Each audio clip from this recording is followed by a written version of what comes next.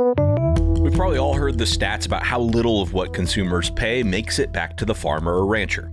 Some producers, though, like New Zealand sheep farmer Paul Ensor, are seizing the opportunity to capture more of that value. A lot of farmers don't know where their produce goes once it leaves the farm gate, but we're very well connected and we know what standards they require for us to grow the wool under, and so it's all about adding value, and the best way to do that is be better connected to our end customer, farm to fashion. And Paul's capitalizing on this farm to fashion opportunity in a number of ways, including his own natural fiber brand called Hemprino, which is a blend of 80% fine merino wool and 20% hemp. There's a lot of wool blended with synthetic fibres to give it various attributes, whether to make the yarn stronger or more durable or give it some stretch. So we thought, well, why can't we do that with another natural fibre? Hemprino's been successful, and Paul says he's having a lot of fun, but running a consumer-focused business on top of a farming operation is not an easy challenge to take on. The supply chain is very challenging. So like when the wool leaves the farm, it's almost at times up to 18 months before we can have a garment to sell. So just all that managing that time from leaving the farm gate to hitting the store, if you like, has been quite challenging. Paul Ensor of Hemprino talks to guest host Jeanette Barnard on today's Future of Agriculture podcast. Hello, fellow ag nerd. My name is Tim Hammerich, and every week you and I get to hear from the farmers, founders, innovators, and investors shaping the future of the ag industry. Before we dive into today's episode, I'd like to take just a moment to recognize our quarterly presenting sponsor, which this quarter is Headstorm, engineering growth for the farms of tomorrow. Headstorm's a full-service technology consultancy with been there, done that knowledge and expertise in the ag industry. The team at Headstorm knows which digital strategies work and which ones don't, based on the competitive landscape across broadacre, specialty, and animal ag industries. Realize your business objectives through innovative solutions and focused product strategy, swiftly bringing ideas to life from proof of concept to MVP. With elite product strategy and engineering, Headstorm provides a holistic and actionable technology roadmap that bridges the gap between strategy and implementation. From inception to execution, Headstorm helps you play to your strengths, mitigate your weaknesses, and make technology your unfair advantage. Learn more at headstorm.com. That's headstorm.com. I'll leave a link for their site in the show notes. Thank you so much to Headstorm for supporting Ag Innovation and the Future of Agriculture podcast. All right, now back to today's featured conversation with Paul Ensor of Hemprino. And hosting today's episode is my good friend, venture investor, and author of the must-read weekly newsletter Prime Future, Jeanette Barnard. Jeanette, you know I always enjoy your episodes. Thank you so much for coming back to guest host another show. Thanks for letting me, Tim. This was a fun one. Yeah. Well, and before we get into it, maybe let's talk about who is Paul. So how did you kind of stumble upon this story and decide that, hey, this is something that we should bring to the podcast audience? So, you know, those random LinkedIn connections that sometimes lead somewhere interesting? That's what this was. Paul and I connected on LinkedIn, and I saw something about his company, Hemprino, where they are launching a fashion brand that is a mixture of wool and hemp. And I just thought it was so fascinating because I also knew that he was a farmer. And so it just seemed like a story that I needed to go learn more about, and saw some of the materials that they had online. And reached out to Paul and asked if he'd be willing to share the story with the Future of Ag listeners. And he immediately got excited because he said Future of Ag is one of his favorite ag podcasts. So it was a fun connection there. Well, that is cool. Flattery will get you everywhere on this show. I hadn't really heard of this concept before. Obviously, I've heard of merino wool and the high quality wool that comes out of New Zealand where he's based, but I hadn't heard of kind of this blend with hemp, which I think is super interesting. And then when you mentioned him, I looked on the website. They have really high end, beautiful products, which is pretty cool. Yeah, and hearing him talk about the R&D process and so much involved in it. And when I think of US producers and how they grow their business, I mean, the two paths that most folks go is either you go after scale, economies of scale in order to drive down production costs, or you go after adding value. And in the US, from a livestock perspective, what that typically looks like is whether that's getting into some sort of a vertically aligned value chain if you're a beef producer, or getting into some sort of direct to consumer type business, but it's really focused on the meat. This is just a different example. So I think there are definitely some specific nuggets along the way of Paul's story that can be helpful for a lot of folks. But really, I think just listening with the lens of kind of letting this expand the imagination a bit. Yeah. No, I love it. I really enjoy stories like this that aren't your typical like shoot for the moon. It seems like building a sustainable business in more ways than one. And very, very cool. So here is Jeanette's conversation with Paul Ensor.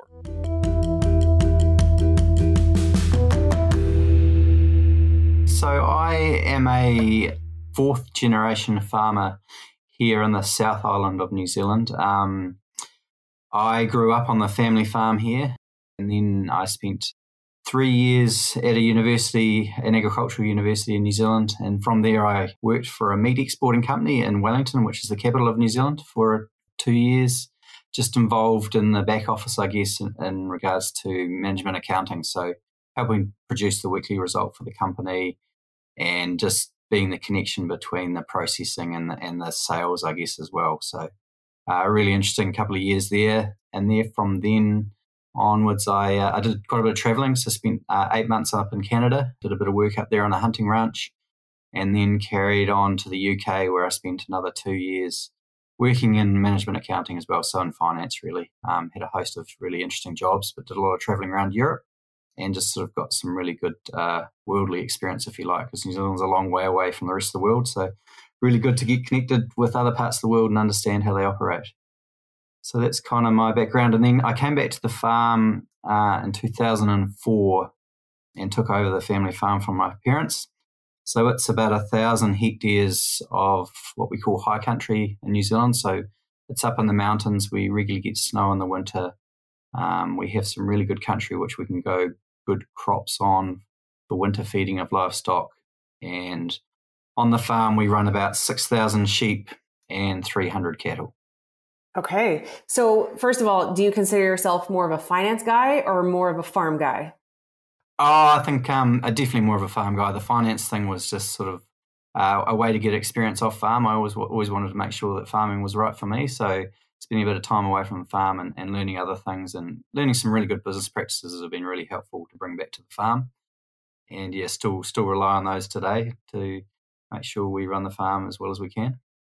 Oh, I can imagine. So before we get into, kind of your latest business venture that you've started with Hemprino, tell us more about kind of the evolution of that family farm. So you said 6,000 sheep. I mean, is that the rough outlines of how the farm has looked for a long time, or has that been a shift over time? Yeah, no, it's sort of over the years, the farm's evolved a lot. It's in the high country, so a lot of the land originally was leased land, so we leased it from the government. And then in the early 2000s, the government went through a stage of sort of freeholding a lot of the land, so allowing us to buy the land freehold. And also we had to give up some of the land, some of the higher land that wasn't really worth grazing. So we have gone from what was originally about 10,000 hectares down to about 1,000 hectares over a course of a few iterations of change in land tenure. But now we run 1,000 hectares, and since we've been home on the farm, we've developed a lot of the property, grown a lot more alfalfa than what was used to be grown my father grew.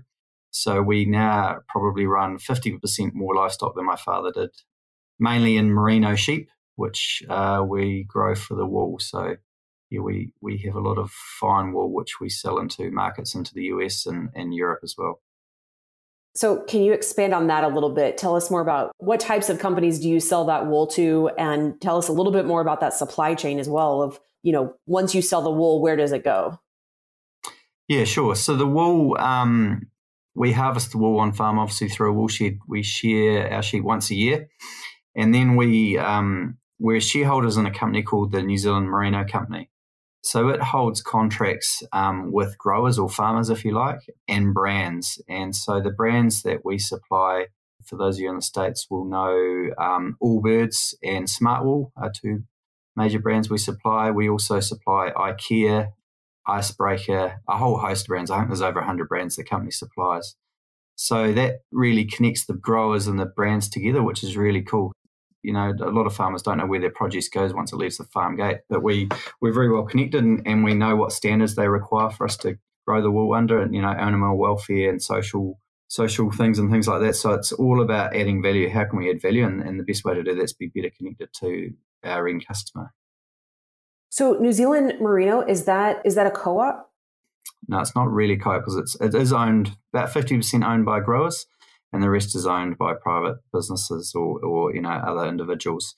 So I'm actually a director on that company as well. So we turn over about probably 120 million US annually, and we control about 70% of the fine wool that leaves New Zealand. So that's anything under 25 microns. And we're also moving into Australia as well. We bought 50,000 bales of wool out of Australia in the last year. So we are a growing business, and we need to grow as our brands grow to keep relevant to them. So we really enjoy that connection with brands and growers. Absolutely. So before we shift then to Hemprino, tell us just, I'm assuming that a lot of listeners of the Future of Ag podcast, myself included, are not super familiar with just the structure of the wool industry. So you talked about fine wool, contrast that for us against the other alternatives, and just give us a little market overview, if you will. Yeah, okay. The wool industry in New Zealand is really made up predominantly of strong wool. So that's wool that's typically 30 plus microns, and they would be off Romney sheep. Any crossbred wool sheep we'd typically be talking about. And then there's a chunk in the middle of what we call mid-micron sheep, which are Corriedales, and they're probably sort of that 23 to 30 microns. And then merinos are the finer ones. So I think the Rumbalay in the States and also the Taji are similar to a merino. And so the value of our merino wool in New Zealand, we're getting probably, just trying to convert it for you, roughly 10 to 12 US dollars a kilo. And at times more, that's where the current market is. And then for our crossbred stronger wool, we're probably struggling to get $1 a kilo for it at the moment. Oh, wow. So huge value gap there. Yeah, huge value difference. So a lot of the strong wool industry in New Zealand are either trying to breed sheep without wool at all, or sheep that are finer in microns, so they can get closer to where the value is. There's been a real collapse in the strong wool industry, mainly around synthetic carpets. All strong wool historically has gone into carpets, but there's been a big, over the last 20 years, I suppose, big upturn in synthetic fibres being used in the carpeting and flooring industry, which has really affected that industry. And what about, is the value of that merino wool, is that holding steady, or is that price point actually ticking up? And if so, what's driving that? Yeah, there is a real move to natural fibres in the apparel industry. I think every 25 minutes the world uses an Olympic-sized swimming pool worth of oil to make synthetic fibres for clothing. So, that's a huge amount. And there is a shift at the moment, I think, towards more natural fibres, and people realising that, a lot of synthetic clothing, they're actually wearing oil against their skin and hurt. And, you think of that image, it's not very appetizing, if you like. So, yeah, there's a real shift towards it. The market, the wool industry is still really quite linked to the commodity market, so it does fluctuate a lot. I think, the highest value we've got for our wool in the last couple of years is probably closer to 25 US dollars, but it's probably, it's shrunk back to about half that at the moment. It's just, there's a lot of global uncertainty out there, as you know, at the moment. So brands post-COVID probably over-ordered wool and drove the price up. And at the moment, they're just working through a bit of inventory and trying to understand, what they need in the next few years is probably their challenge with the cost of living crisis that we're seeing globally. Definitely sounds like a similar story across a lot of industries. So can you give us just a frame of reference then on how much wool is each animal going to produce on an annual basis? Yeah, so to give you an idea, our flock, I guess we produce 3.5 kilos of clean wool, so that's after it's been washed. So our animals currently are probably giving us 30 to 50 US dollars worth of wool, approximately a season. And then also we obviously get lamb production from them as well. So yeah, that gives you a bit of an idea. And the lamb market at the moment is quite low compared to, we've come off a couple of really high years. So New Zealand US dollars, probably it's sitting around $4 a kilo here at the moment. Sorry, I can't convert to pounds as well. That's a bit tricky, but and it's probably been as high as $6 or $7 US dollars over the last couple of years. So it's fallen away dramatically too. And is the meat primarily consumed domestically in New Zealand? No, New Zealand is probably one of the biggest exporters of lamb in the world. The majority of it is Europe and the States, into the US. So we talk about lamb being up to about 18 months of age, and after that we talk about mutton. And our big mutton market is probably into Asia and China, which there's some quite challenging market conditions there as well at the moment. Got it. Okay, super interesting. So you've had all of these diverse experiences just throughout your career. Then you came back to the farm, growing the business there. Tell us about what's the origin story around Hemprino. First of all, actually, tell us what Hemprino is, and then also just tell us the origin story of that business. Yeah. Okay. Cool. So Hemprino is a business I founded with a couple of friends, or people I met on a leadership course back in 2018. And Hemprino, fundamentally what it does is it blends merino wool with hemp fibre to create a really unique blended yarn of hemp and merino, basically 80% merino wool, 20% hemp fibre. And the way we've created it took us 3 years of R&D, but fundamentally it's very unique around the world as to how we've done that, created that yarn. And then, so what we make from that yarn is woolen knitwear, basically. So jerseys, sweaters, hoodies, scarves, beanies, anything you can think of that you'd normally make wool out of. But the hemp gives it quite a few unique attributes and a really cool point of difference for us. And also, we're one of the few brands which is directly connected to our wool from farm right through to farm to fashion is probably one way we talk about it. Farm to fashion. I like that. So you talk about the 3 years of R&D. Did you guys start out with the vision of combining the merino and hemp fibers, or did you stumble upon hemp in that R&D process? What were the big rocks that you had to sort out in those 3 years of R&D? Yeah, good question. So I guess initially, when we were thinking about what we could do with merino wool, we were looking around, and there's a lot of wool blended with synthetic fibres to give it various attributes, whether to make the yarn stronger or more durable or give it some stretch and things like that. So we thought, well, why can't we do that with another natural fibre? So hemp was actually the first one we looked at, and we thought, well, let's have a go, because we did some market research, couldn't find it hadn't been done anywhere with any success. So we thought, let's dive into this, because we really like the attributes of hemp and what it's about. So we thought, let's find a partner who could do that. And we looked within New Zealand initially, and we couldn't find someone we thought would have the capability. So we actually ended up getting a grant from the New Zealand government to study offshore, and we actually travelled to China and did some investigating there with 2 of the world's largest wool spinners, basically, met with them, talked with them, and initially we started working with them, which one of them is actually a German-based company called Sudwiller, who have manufacturing in China. And we started working with them.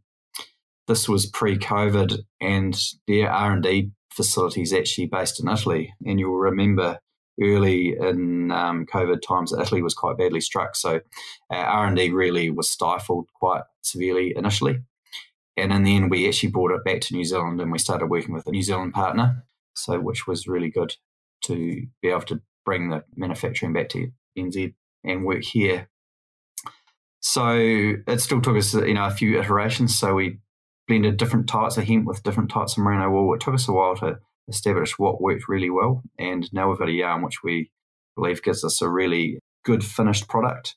It's very soft. Actually, hemp, everyone thinks will be quite coarse because they think of it the straw or the sort of early phase of hemp. But once it's processed, it comes out pretty much like cotton wool. And the great thing about hemp is it actually wears in, doesn't wear out. So it's very soft, durable, helps the garments keep their shape because it doesn't stretch. And it's got a really good environmental story. Those that know anything about hemp know that it grows with very little inputs, low fertilizer, next to no chemical applications, and it's a very efficient use of water as well. So it's got a really good environmental story, helps restore the soil, it's got a good root structure and things like that. So we sort of bring all that together in the combination of, the wonderful attributes of wool, which are antimicrobial, antibacterial, doesn't hold odour, fire resistant, whole host of things. And together we sort of reckon we're combining 2 of nature's great super fibres. That's awesome. I did actually buy a shirt as part of my research for preparing for this interview with you. So I can definitely attest that it is a very soft, comfortable material. That's for sure. So yeah, it's great. Paul, can you tell us a little bit more about where you're sourcing the hemp and what's the sourcing story on the hemp fibers? Yeah, so we've had a lot of challenges of finding the right type of hemp because what the challenge is you need to be able to match the hemp fiber with the wool. So not only in the fiber diameter, but also the length of the fiber. So we have scoured the world basically looking for the right type of hemp. And the big challenge is actually not the hemp itself, it's the processing of the hemp. So in New Zealand, the hemp fiber production industry is really in its infancy. Like it's been going for 3 or 4 years. There is a processing plant in New Zealand, but it can't process hemp to the right quality for us. We've had samples from the States. We've looked in France, Germany, Turkey. But in the end, all the best manufacturing we've found comes out of China. So we're able to use organic hemp from China, but as soon as we can use hemp from New Zealand, we'll be using it. The company in New Zealand is probably 95% of the way there, and then we'll be able to use their hemp. But at this stage, I mean, we'd love to use hemp from the States as well, but talking to the guys in the industry over there, they just can't quite manufacture it to the level we require because it's a really highly processed hemp we need with when I say processed, it doesn't involve chemicals. It's just about the actual mechanical processing of the fibre. So, yeah, it's a bit of a roadblock, and it has been for some time. But what we're hoping to do is actually create demand for hemp fibre and help, create the front end of it, so that once the production comes online, we're ready to take it and run with it. That's really interesting because for sure in the US, hemp has been one of those crops that has had fits and starts as far as, kind of a lot of exuberance around it that then has fizzled as the market hasn't quite been there. So this is interesting that this could be a potential market use for hemp here. Yeah, absolutely. And we've seen it in New Zealand. There's it's such a wonderful plant, the hemp plant, and there's all sorts of byproducts of the fibre that you can use with regards to hempcrete or animal bedding and a whole lot of variety of things. But it'd be great to be able to use the complete fibre plant and add as much value as we can on the way through. Absolutely. So a couple of other questions around this then one is tell us more about your co-founders in the business and kind of what capabilities did they bring to the team that complemented yours? Yeah, great question. So initially it was, as I said, we all met on this rural leadership course. And initially it was myself and Siobhan O'Malley. So Siobhan's actually a dairy farmer by nature. And it was actually initially her idea. And because I was the only sheep or merino farmer she knew, she gave me a call and we started looking into it. So Siobhan's really great on big picture thinking, coming up with ideas and using her really extensive network to pull funding and making contacts and just, helping build a business. And then just prior to launch, actually, another friend of ours I ran into one day, and I was just talking about what stage of the business that we were at, and we were getting close to being ready to launch, but we lacked a few skills between myself and Siobhan. And Harriet, she works in sales and marketing, so it was really great to bring her into the business, prior to launch and just help us develop a website and make sure we had our story right and the imagery and everything else behind it and help us build a social media following as well. So it's really been crucial that we all bring different skills, and whilst we all have, a day job as such, we can work in the business at different times with different skill sets. So it's been a really cool adventure, I guess. We've all learned a huge amount as we go and had a lot of fun, which has been great. You don't want to, if you're not having fun, there's probably not much point in doing these things because it's been challenging at times, but also, it's been a good bit of fun. And we have quite strong family values between the three of us. We've all got young families. So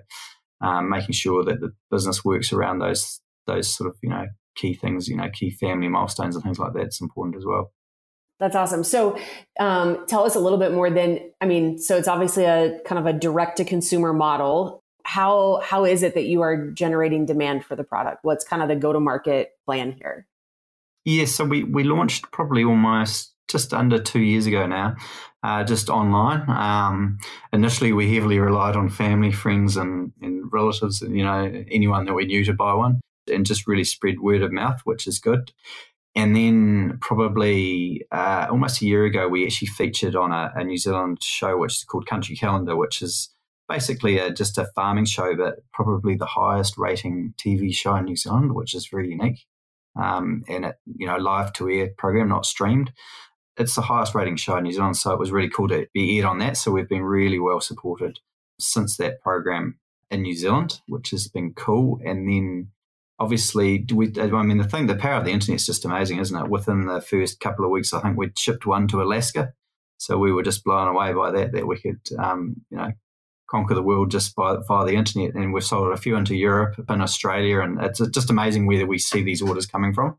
But it's just one of those things that's just about building momentum. And we're also trying to get into a few retailers in New Zealand, but also we've just got to get our supply chain going really smoothly before it's just that old story of walking before you run. I spent a wee bit of time in the States May last year just having a look around, checking out different markets and things, and we'd like to get into the States at some stage, and probably in the next year, because we see a lot of hemp products there and think it would be a good market for us. So we've just got to get our supply chain lined up and running really well before we commit to bigger orders and things, and make sure that we've got things lined up properly. But we've had a really we use Shopify, which is like an online retail app, which some people will be familiar with. And we have a really high repeat customer rate, which is a really great endorsement. We sort of, it's really great feedback that we're getting customers coming back and buying again.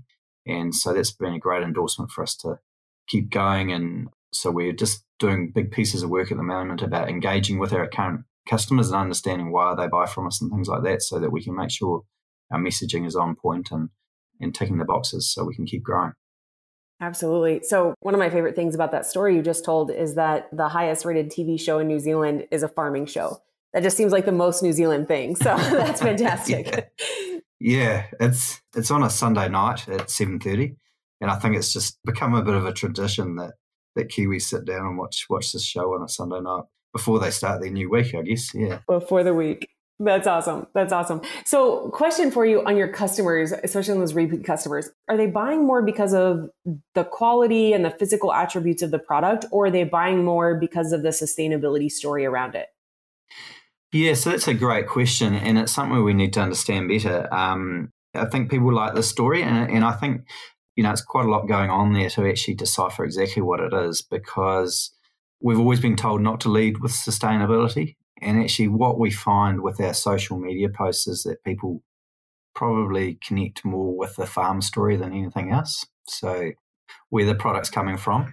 So I think that's probably been the key driver, is just that connection from, farm right through to the end product. I think a lot of people, it's interesting because we have been going out to fairs, trade fairs and things like that, and engaging more with customers over the last year. And it's fascinating. People come up and they almost whisper it and they say, "I really love hemp." And it's funny that a lot of people love hemp, but they probably for some reason don't talk about it very loudly and things. So it's been an interesting process for us, and a lot of people have been really enjoying learning about hemp and its environmental factors and things like that. So yeah, a lot of it's the connection to farm. And the key thing for us has actually been to get out into the market and get people to get their hands on it, because the softness of it really sells it, and people are concerned about what it might be scratchy and things like that, but it's actually the opposite. So just getting people to get their hands on it's been a really key thing for us too, to help sell. But the fashion industry, we don't try to think of ourselves as fashion, because when you talk about fashion, it comes these days with the connotations of fast fashion and greenwashing and things like that. So we're very conscious about what we talk about and how we promote the product, which we're still working our way through. It's been a really learning process as to what resonates with customers and what are the key messages we need to be talking about. Right. Are there any specific examples of things you've learned that don't resonate? Yeah, talking too much about sustainability is just too much for people to take in. When you're talking about these things, customers can pick up one or two sound bites. So you've got to make sure you get the right one out there. And we're trying to, with our product, yes, we're trying to talk about sustainability, but we're also trying to talk about the softness of hemp and the wonderful attributes of wool, and then the origin story. And already it's too crowded for customers. You've got, what is it, under a second these days to get people's attention and try and hold it. So how do you fit all that in there? You just can't. So yeah, learning as we go, certainly definitely what we're trying to do at the moment. Yeah, no, absolutely. So maybe walk us through what have been some of the biggest learnings that you've had around the difference in, let's just call it the fashion business versus the business of farming and primary production. Yeah, well, probably just the supply chain is very challenging. So, like when the wool leaves the farm, it's almost at times up to 18 months before we can have a garment to sell. So, just all that managing the flow of inventory. We started with one jersey and one color and a unisex jersey, so that was very simple. But we've also added another 3 different styles and a number of accessories. And then you put that into 6 different colors. You all of a sudden got, I've lost track, but just off my top of my head, 70 plus SKUs. So you've got all this inventory you've got to manage. You've got to think about colors that are coming and going in and out of fashion. Just that time from leaving the farm gate to hitting the store, if you like, has been quite challenging, and just making sure you get things right. I mean, the great thing about it, it's not like fresh goods like meat or something. It doesn't have a limited shelf life, but it does have a shelf life with regards to whether it's the right fashion or not. So we're trying to be quite timeless in our design and things like that, so it does endure. But colours do come and go in and out of fashion, and initially we didn't have anyone helping us design, but we've now got a lady helping us design and select colours and do that planning, because that's quite challenging. And what I like may not be what you like, so it's just managing all those things has been a really steep learning curve, and just making sure we don't have too much money tied up in stock. We've been very fortunate. We've carefully chose some good manufacturing partners, and they've been invaluable giving us advice and making sure we kind of head in the right direction. Because, I mean, obviously it's in their best interest we succeed as well.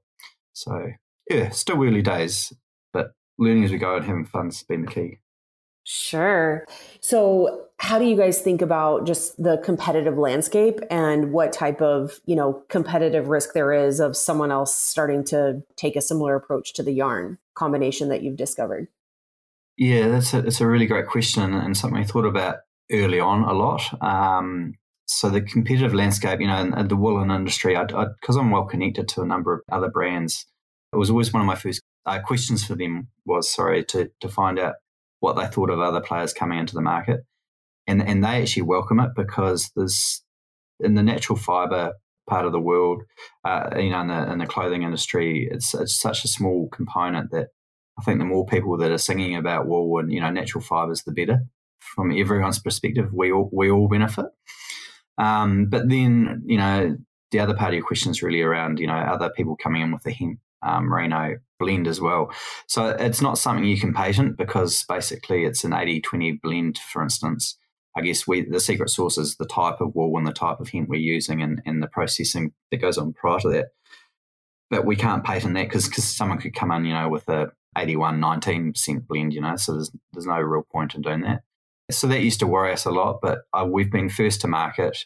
I guess if a big player came in with it, that might cause some challenges for us. But we also have that unique story of being connected to farm and things like that. And I think that resonates with people really well. So, yeah, it's something we're aware of. We manage what we can on that one, but we also realised after a year of sweating on it, it's not something we can manage. So we just kind of move on and make sure we get the other parts of our business, working as well as we can.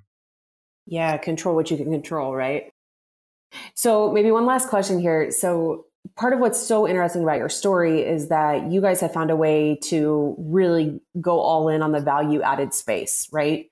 And obviously that looks different for a lamb farmer, a sheep farmer in New Zealand than it would for like a cattle producer in the United States, for example. But nonetheless, just what advice would you give to other farmers who are considering getting into the value added space in some way? Yeah, it is challenging. It's not easy. But I tell you what, it's very rewarding just having that connection to customers and getting that feedback loop. So we've got a really good feedback loop as to what works well. We know what type of wool we grow works well. So then we can, make genetic breeding decisions in advance. So we'll be able to make decisions on farm, which will help the end product, produce better quality products. So there's good feedback there. The biggest bit of advice I give anyone when they're starting out doing anything like this is just talk to as many people as you can. And it's a very simple piece of advice, but it's very effective. People love helping other people. So we've pretty much talked to people who would almost classify as competitors, and they've helped us. We've got very inquiring minds, and we're always asking anyone and everyone who will talk to us about, various challenges we're having with our supply chain or anything. And even if it's not directly related, there's always bits of advice you can pick up and adapt to your situation. So we're constantly seeking out and learning and just trying to find new ways to adapt, what we're doing. Excellent. Well, Paul, this is really interesting, and that's a great note to end the discussion on, but really appreciate you making time to share the story, and best of luck to you guys.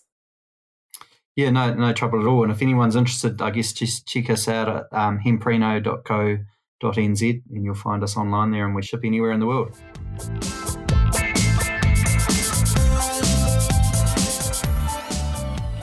Well, thank you, Jeanette. Another great interview there with Paul, and thank you very much to Paul for being on the show.